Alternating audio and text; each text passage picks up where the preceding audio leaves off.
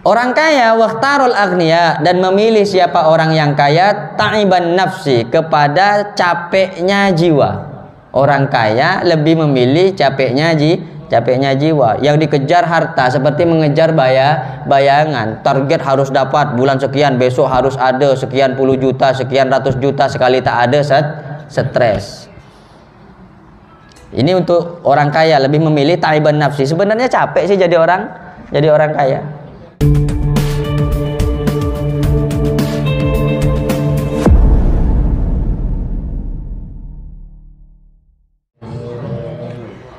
Assalamualaikum warahmatullahi wabarakatuh. Waalaikumsalam warahmatullahi wabarakatuh. Alhamdulillah wassalatu wassalamu ala Rasulillah sayyidina Muhammad ibn Abdullah wa ala alihi wa ashabihi wa man tabi'a sunnatahu wa qtada bihudah ila yaumil liqa'illahi ta'ala wa la haula wa la quwata illa billah. Amma ba'du. Hadratal muhtaramin wal muhtaramat al-aizza, yang saya muliakan, yang saya hormati, yang saya banggakan, para sahabat, sahabati, alumni, wali santri dan simpatisan Pondok Pesantren Salafiyah Syafi'iyah Sukorejo Situbondo, wabil khusus kepada Sohibul Hajah, Sohibul Bait sekeluarga, Bapak Haji Mat Nawir sekeluarga selaku Dewan Provinsi Kalimantan Barat. Mudah-mudahan perkumpulan kita perkumpulan yang diridhoi oleh Allah Subhanahu wa taala, perkumpulan yang mendapatkan berkah dan syafaat baginda Rasulullah Muhammad sallallahu alaihi wasallam. Bismillahirrahmanirrahim. Wal maqalatu tsaniyata asyarata. Adapun ini adalah nasihat atau makalah yang ke-12 yang bawa kitab halaman 34 ya. Makalah yang ke-12 dari bab kelima.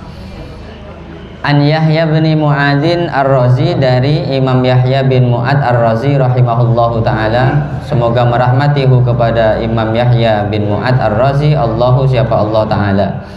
Beliau berkata, man kasyura syaba'uhu kasura lahmuhu. Nah ini beliau bilang, man kasura syaba'uhu kasura lahmuhu. Barang siapa kasuro yang banyak, syaba'uhu apa kenyang nyaman, kasuro maka banyak juga lahmuhu apa daging nyaman. Orang mau nampung akan, mau banyak akan, ya banyak daging pasti lempok. Ciri-ciri orang itu banyak makan, ya dibuktikan dia gendut atau gemuk. Ini katanya Imam Yahya bin Mu'adz. Bi khilafi man kasuru aklahu, bi khilafi man kasuru akluhu bisababi hiddati zikri. Beda hal atau beda hukumnya dengan orang yang kasuru akluhu. Kasuro banyak akluhu apa makannya man bisababi hiddati zikri, sebab banyak atau tajamnya berzikir. Kalau sering berzikir banyak makan katanya, fala yadurru, enggak apa-apa itu. Majelis taklim kayak kita, habis majelisan makan, tahlilan habis tahlilan zikir makan, habis wirid sendiri di kamarnya banyak sehari semalam lapar makan, itu enggak apa-apa katanya. Tapi kalau bukan karena sebab kita berzikir atau sebab kita ibadah kepada Allah, ini dilarang untuk kita banyak makan. Karena efeknya nanti kalau orang sudah banyak makan pasti gemuk. Kalau sudah gemuk, syahwatnya ini pasti tinggi gitu. Jadi kalau orang kurus enggak tinggi syahwatnya ya. Enggak terbalik kah? Enggak terbalik katanya. Lianna ba'dal awliya, karena sesungguhnya sebagian para wali, para kekasih-kekasihnya Allah, tariqatuhum kasratul akli. Adapun tariqahnya mereka, kita kan kenal ada tariqah qadariyah, ada tariqah tijaniyah, tijani baca solawat fatih. Misalnya tariqah qadariyah Naksabandiyah berzikir kepada Allah, baca la ilaha illallah. Nah ada ulama ini wali-walinya Allah tapi tariqahnya beda, bukan pakai tariqah solawat, bukan.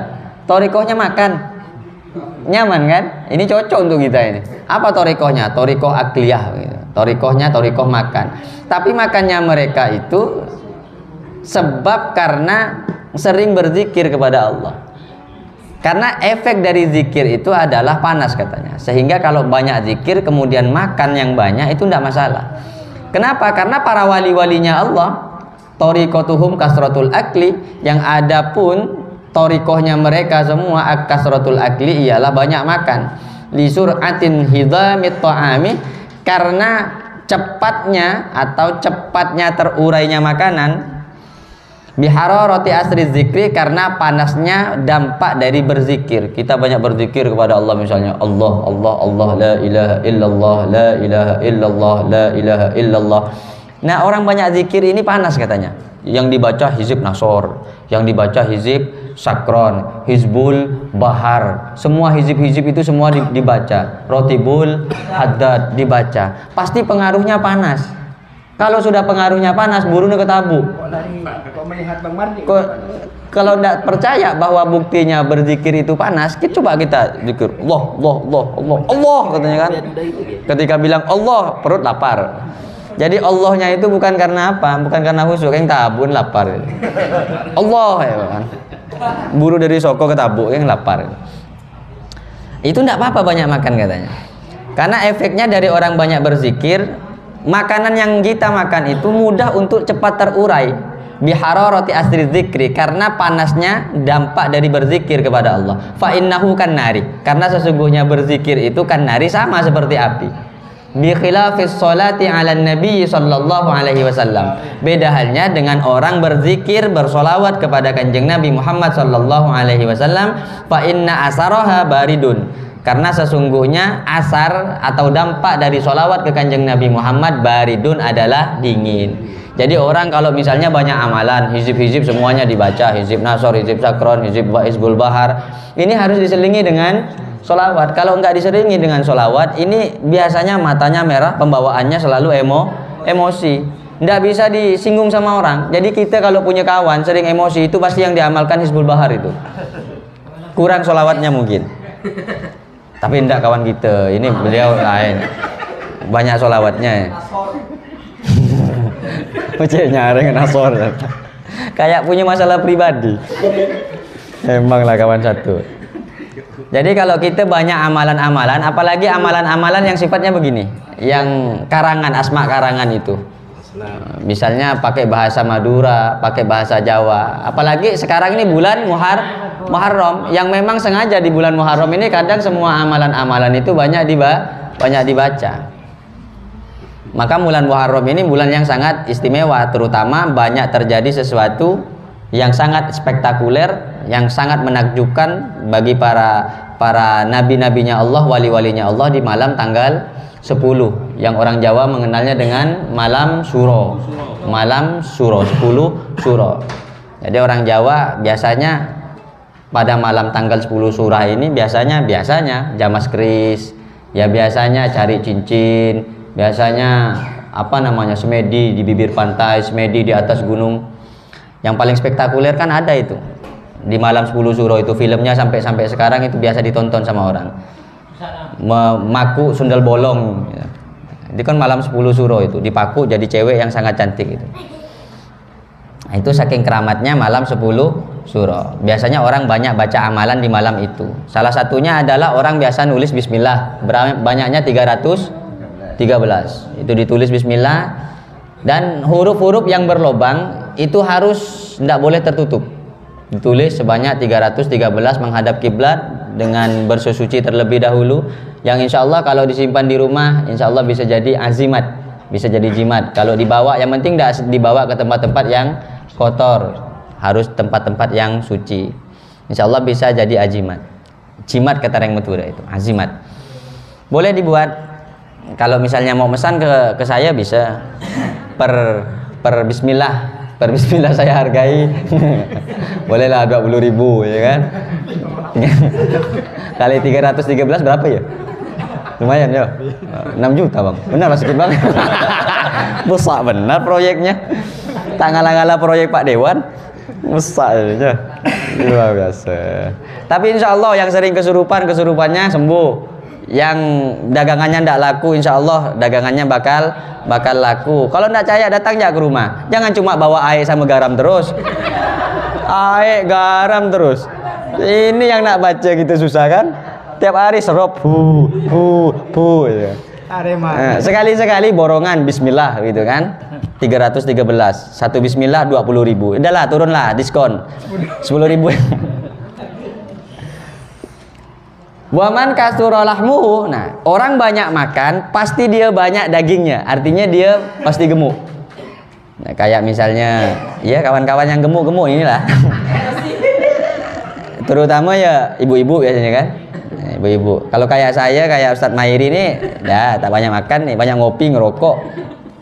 Kalau udah banyak makan, efeknya apa? Waman kasuro lahmuhu, dan barang siapa kasuro yang banyak, siapa aman lahmuhu, apa daging nyaman, banyak kecina kata orang Madura, banyak lemakan, kasurat syahwatuhu, maka banyak syahwatuhu, apa syahwat nyaman, tinggi syahwatnya kalau orang yang gemuk. Nah, ini ibu-ibu, bu, diet lah bu, olahraga bu. Istri saya diet. Pernah diet, dia ikut ke mana, ke gym, nge-gym, marah sama saya, nge-gym balik-baliknya nanti bahaya nih, saya bilang. Akhirnya mau tak mau lah kita keluar duit, belilah alat lari itu kan, beli sepedanya apa kan, alah takut. Gara-gara efek gemuk nih bisa mengeluarkan duit banyak, baju tak cukup, berdandan di depan kaca lama bersolek, tarik ke samping, mendul belah sini, tarik belah sini, mendul belah sini kan. Kalau orang kurus nyaman bu, kayak saya ini semuanya ngepres, besar bisa dikecilkan, tapi kalau kecil tak bisa dibesarkan, susah ini. Yang paling susah kalau wafat, kain kapannya kurang, masih nak berjahit lagi kan. Maka ya kalau banyak makanan terlebih-lebih bawa ke pondok biar tak gemuk bu ya. Falladhi yudfi'u syahwata, maka adapun sesuatu yudfi'u yang mampu memadamkan apa alladhi asyahwata kepada syahwat, al-ju' adalah lapar. Al-ju' adalah lapar. Ini kan ada cerita bahwa syahwat dengan lapar ini punya kaitan yang sangat erat sekali. Bahwa syahwat dulu tidak pernah mengaku bahwa dia salah satu hambanya Allah Subhanahu wa ta'ala. Ketika ditanya man anta wa man ana, kamu siapa saya, siapa kamu? Iya sama kayak kita lah, siapa kamu, siapa saya. Bukan siapa kita kan. Jadi ketika ditanya siapa Allah, dia juga balik nanya. Akhirnya dia jawab saya, ya kamu, ya kamu. Akhirnya sama Allah Subhanahu wa ta'ala ditenggelamkan di dalam lautan lapar beratus-ratus tahun. Diangkat kedua kali, ditanya waman anta waman ana, kakek siapa, engkau siapa? Ya engkau, ya kakek siapa, engkau tak tahu katanya. Akhirnya dicelupkan lagi oleh Allah Subhanahu wa ta'ala ke dalam lautan lapar. Hingga akhirnya 3 kali itu terjadi, baru ditanya oleh Allah waman anta waman ana, siapa kamu, siapa saya. Kemudian dia baru mampu menjawab anta rabbi la ilaha illa anta, kamu adalah Tuhanku yang tiada Tuhan selain engkau.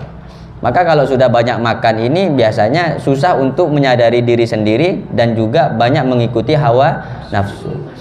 Waman kasurat syahwatuhu, dan barang siapa kasurat yang banyak syahwatuhu, apa syahwat nyaman, kasurat yang tinggi, syahwatuhu apa syahwat nyaman, kasurat maka banyak zunubuhu, apa dosa-dosa nyaman. Kita banyak tergelincir, banyak melakukan dosa, itu diakibatkan syahwat, diakibatkan keinginan-keinginan. Jadi syahwat itu bukan hanya sekedar hawa nafsu antara laki-laki dengan perempuan begitu saja, bukan, banyak bu. Sampean ke pasar tengah lihat kerudung warna merah, udah punya kerudung 2, pingin lagi yang warna merah, itu namanya syahwat. Pingin baju misalnya, udah punya baju yang masih layak dipakai, itu namanya syahwat. Makan udah enak, pingin tambah makan yang lebih enak lagi, itu namanya syahwat. Jadi syahwat itu bukan kontrol ke orang jeling ke orang kemudian pah koma zaidun, itu syahwat, bukan hanya itu. Jadi jangan salah persepsi, syahwat bukan hanya itu. Udah punya 1 pingin 2, itulah syahwat. Udah punya 2 pingin 3, itu syahwat namanya. Maka yang punya 2 dan 3 bawa ke rumah. Wahya allati tahjubuhu anillahi ta'ala. Wahya adapun syahwat adalah allati sesuatu, tahjubuhu yang menghalangi, yang menghijab apa allatihu kepada man anillahi ta'ala, menjauh dari Allah Subhanahu wa ta'ala. Kita jauh dari Allah Subhanahu wa ta'ala selama ini ya gara-gara kita banyak syahwat, dan banyak syahwat itu mengakibatkan kita banyak dosa kepada Allah, dan dari dosa-dosa itulah yang mampu menghalangi kita semakin jauh dan jauh dari Allah Subhanahu wa ta'ala. Waman kasurat zunubuhu, dan barang siapa kasurat yang banyak zunubuhu, apa dosa-dosanya eman, kosa kolbuhu, kosa maka keras kolbuhu, apa hatinya eman. Orang mun banyak dosa nah tak kening lebelein, orang belei malah dikasih tahu juga ngasih tahu. Itu tandanya hatinya orang tadi keras. Kenapa kok keras? Karena syahwatnya banyak, dan efek dari syahwatnya itu banyak maka banyak dosa. Kalau sudah dosanya banyak, makilah ngacina soihul ibad melolo. Kapan ebelei masuk kanan tembus kaca, tak kening lebelei. Pelis melolo, ya itu lain lagi. Maka dikatakan di sini, falam yakbal al mawaidah. Maka tidak menerima, orang yang keras hati adalah orang lam yakbal al mawaidah, orang yang tidak mau siapa man al mawaidah kepada beberapa mauidhah. Tapi pembawaannya pingin ngaji. Ayolah ngaji. Kalau ngaji kitab kita nyaman. Terus sekali ada pengajian tidak mau dengarkan, itu termasuk hati yang keras. Allah. Kayaknya banyak yang merasa jadi.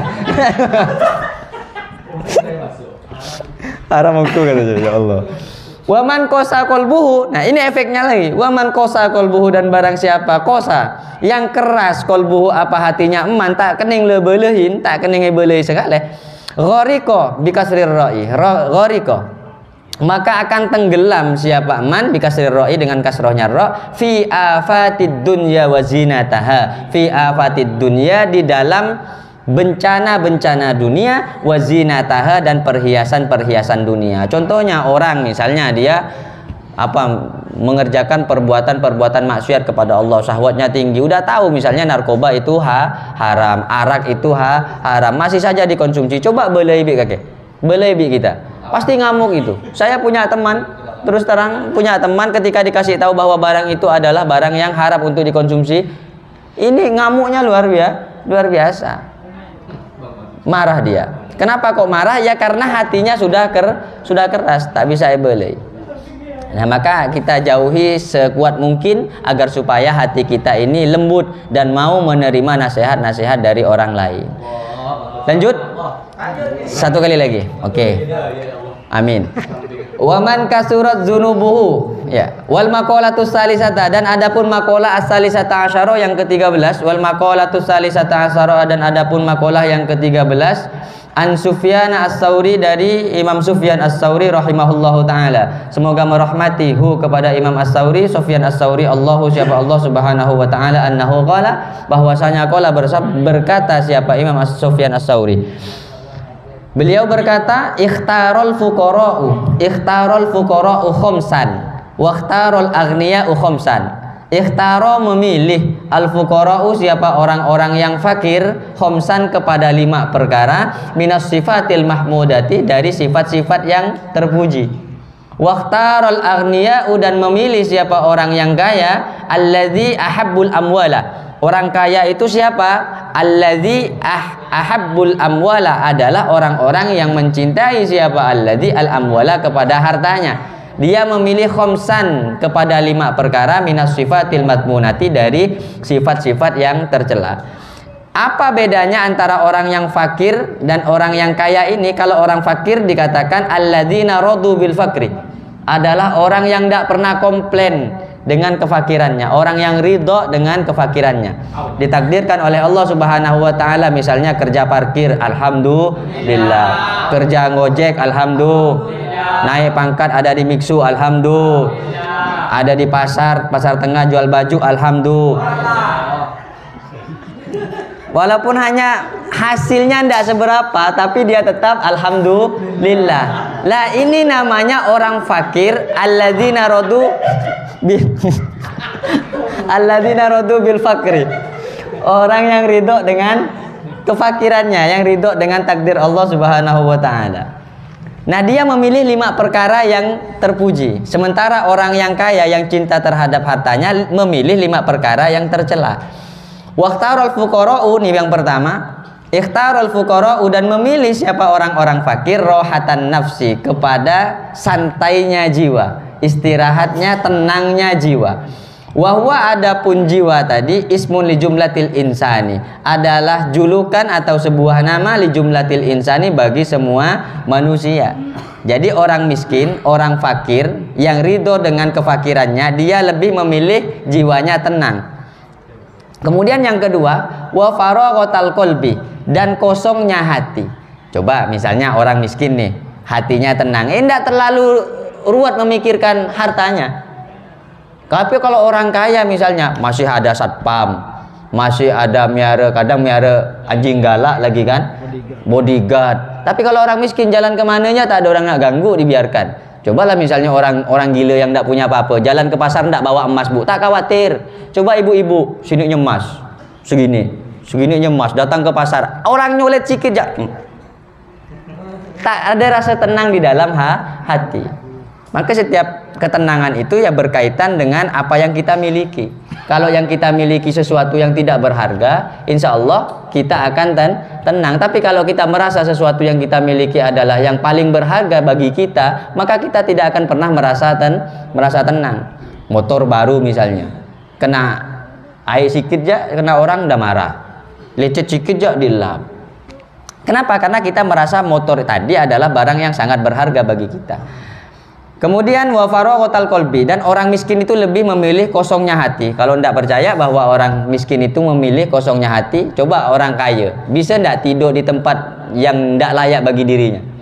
Kan tidak bisa, susah. Yang biasa tidur di kasur, yang biasa tidur dengan AC, yang biasa tidur dengan kipas, coba tidurkan di depan musola. Itu tak bisa. Coba kawan kita, di mana aja ada dia bisa. Kan ketawa duluan. Ini yang saya maksud, kan luar biasa. Hati itu plong, mau di mana aja. Coba santri lah, kita belajar sama santri kita, pernah jadi santri. Misalnya lambat sholat subuh, itu kadang WC yang baunya luar biasa, kena ada jeding yang tak ada airnya, itu ngampar sejeda, tidur di situ. Atau pakai canting, ngantri di depannya kamar mandi itu canting, sandarkan aja canting, kepala begini. Itu jadi tidur berdiri itu sampai jam 6. Siapa yang begitu? Saya dulu waktu mana? Pengalaman sendiri, iya. Solawat malam Jumat sama kiai. Solawat malam Jumat, saya pas di depan pintu kayak begini nih, pas depan pintu. Allah, nyaman. Itu sudah duduk, kepala nih nyandar ke pintu begini. Semuanya duduk, saya seorang berdiri. Saking nikmatnya itu tidur tuh, luar biasa. Sujud lagi kan? Kalau udah sholat subuh bagi santri itu, cepat habis polan saya kiai kan, kita jadi kiai pinginnya takorrub ilallah, tapi salah posisi, salah tempat. Jangan di waktu subuh, di waktu maghrib kalau bisa. Kalau waktu subuh tak ada itu, kiainya lama, muridnya ikut lama, kiainya sudah salam dia masih sujud itu. Saking plongnya hati seorang santri. Kita bisa tidak seperti itu?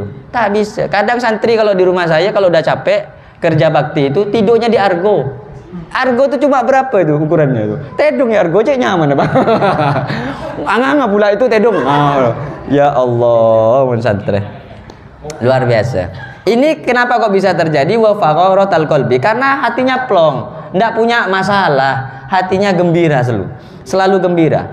Artinya minas sakli, kosongnya hati, minas sakli dari beban, karena yang ada Rasulullah sallallahu alaihi wasallam, siapa kanjeng Nabi Muhammad sallallahu alaihi wasallam, yaqul, ialah bersabda siapa kanjeng Nabi, Allahumma inni as'alukal 'ainsyar rafi'a wal balal faghira. Ini sabda kanjeng Nabi, wahai Allah, ini sesungguhnya aku as'aluka, ialah memohon siapa aku kepadamu, al-'ainsya, kepada kehidupan, ar-rafi'a yang tinggi, artinya derajat yang tinggi, wal balal faghira, dan hati al-farigha yang kosong, yang jauh dari beban yang sangat berat. Ini doanya kanjeng Nabi Muhammad SAW. Kemudian yang ketiga, orang fakir memilih ubudiyatar rabbi, memilih ibadah kepada Allah, wa khiffatal hisabi, dan lebih memilih kepada meringankan hitungan laporan di hadapan Allah yaumal mahsyari, di padang mahsyar. Dan orang fakir yang terakhir, wad darajatal aliyah, lebih memilih kepada derajat al-ulya, kepada derajat al-ulya yang tinggi, fil jannati, di dalam surganya Allah Subhanahu wa taala. Orang kaya waqtarul aghniya, dan memilih siapa orang yang kaya, ta'iban nafsi, kepada capeknya jiwa. Orang kaya lebih memilih capeknya jiwa. Yang dikejar harta seperti mengejar bayangan. Target harus dapat bulan sekian, besok harus ada sekian puluh juta, sekian ratus juta, sekali tak ada stres. Ini untuk orang kaya lebih memilih taiban nafsi. Sebenarnya capek sih jadi orang kaya. Capek. Tapi lebih enak jadi orang kaya sih. Gimana sih tak konsisten ini? Jadi bingung saya. Li'annahu karena sesungguhnya orang kaya kullu waktin di setiap waktu fi khidmatil amwali ialah di dalam melayani hartanya. Ini artinya orang kaya yang lebih memprioritaskan kepada hartanya. Tapi kalau dia punya harta disumbangkan ke Pondok Pesantren Salafiyah Al Aziz, dia punya harta misalnya disumbangkan ke Masjid At-Taqwa, dia punya harta dibuat santunan anak yatim di bulan Muharram. Ini jadi orang kaya yang sangat diidolakan, bahkan mendapatkan doa dari baginda Nabi Muhammad Sallallahu Alaihi Wasallam. Ini luar biasa orang kaya yang seperti ini. Wa syurlal qalbi, dan orang kaya lebih memilih kepada sibuknya hati fi tafkiril amwali, di dalam memikirkan harta bendanya. Jadi yang difikirkan setiap harinya, mau tidur mikirkan harta, bangun tidur terfikirkan harta. Tidak dapat nyari di Pontianak, nyari ke Jawa. Tak dapat di Jawa, nyari ke Madura. Tak dapat ke Madura, nyari ke Mekah. Ini kan artinya prioritas mungkin harta, mungkin enggak.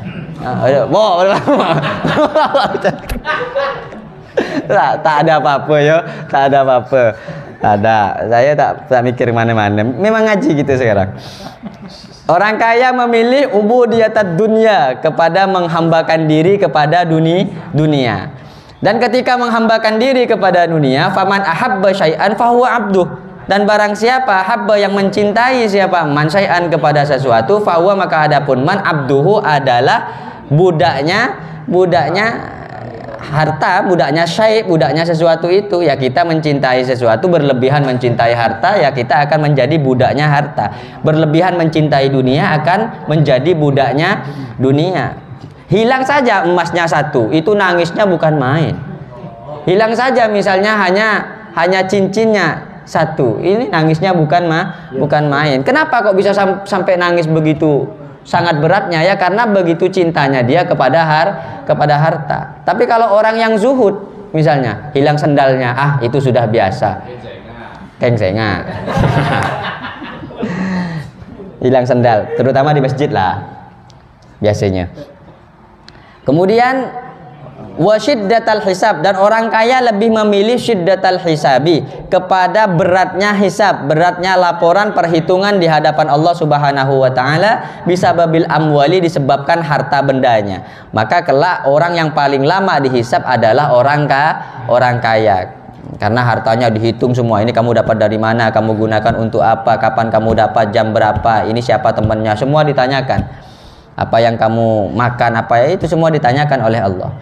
Waman nukis al hisabu, dan barang siapa nukisa, yang ditanya al hisabu apa hisabnya, uziba maka akan merasa tersiksa siapa man. Waman ahabba syai'an, dan barang siapa ahabba yang mencintai siapa man syai'an kepada sesuatu, uziba bihi maka akan tersiksa bihi siapa man. Dia mencintai sesuatu, apalagi cinta yang bertepuk sebelah tangan, maka dia akan merasa menderita. Itu sangat menderita.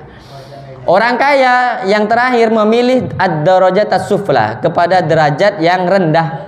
Orang kaya memilih derajat yang rendah. Maksudnya derajat yang rendah, wahia, adapun derajat yang rendah ad-dunya adalah dunia. Orang kaya lebih memilih dunia ketimbang akhirat. Li'annaha, karena sesungguhnya dunia, bin nisbati dengan hubungannya, lidarajatil akhirati, terhadap derajat akhirat, la syai'a, tidak ada bandingannya. Artinya kalau kita ingin memilih, pilihlah akhirat sebagai derajat yang tinggi di hadapan Allah Subhanahu wa taala. Mudah-mudahan kita semua ini yang hadir ini senantiasa bisa dijadikan hamba Allah yang soleh, dijadikan hamba yang diridhoi oleh Allah Subhanahu wa taala, dijadikan hamba yang mendapat syafaat berkah dari baginda Nabi Muhammad sallallahu alaihi wasallam. Saya rasa cukup sekian. Hadana wa iyyakum ila siratikal mustaqim. Wassalamualaikum warahmatullahi wabarakatuh.